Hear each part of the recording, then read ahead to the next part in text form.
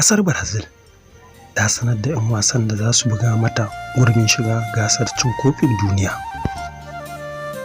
Brazil, wacce za ta kara da Argentina a wata mai zuwa a wasannin neman cancantar shiga gasar cin kofin duniya, ta sanar da 'yan wasanta. Hausa Football News TV. Ku danna mana subscribe, sannan ku danna mana alamar ƙararrawa don ci gaba da kasancewa da zafafan bayanan da suka shafi ƙwallon ƙafa.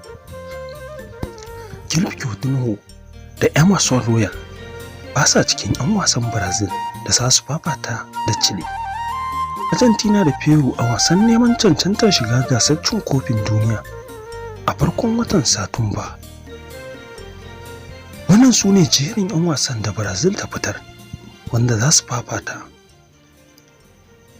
Akwai masu tsaron raga Alisson, Edison, Weberton, sai midfield ɗin wanda su ne 'yan tsakiya Casemiro, Fabinho, Fred, Gomes, Ribeiro, Paquito, Lodinho. Akwai ataku wanda su ne za su buga a matsayin 'yan gaba. Akwai Gabriel Jesus, Richarlison, Firmino, Matheus Cunha, Gabigol, Neymar, Rafinha. Akwai 'yan baya wanda su ne Thiago Silva, Eder Militao, Marquinhos, Barcimo, Lodi wanda Angel Di Maria ya buga shi a wasan ƙarshe na Copa America, an cire shi daga cikin jadawalin wanda za su fafata.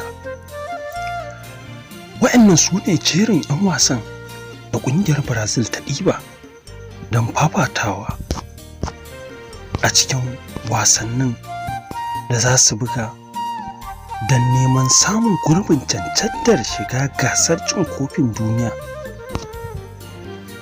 Hausa Football News TV. Hausa Football News TV. Ku ci gaba da kasancewa tare da mu. Mun gode.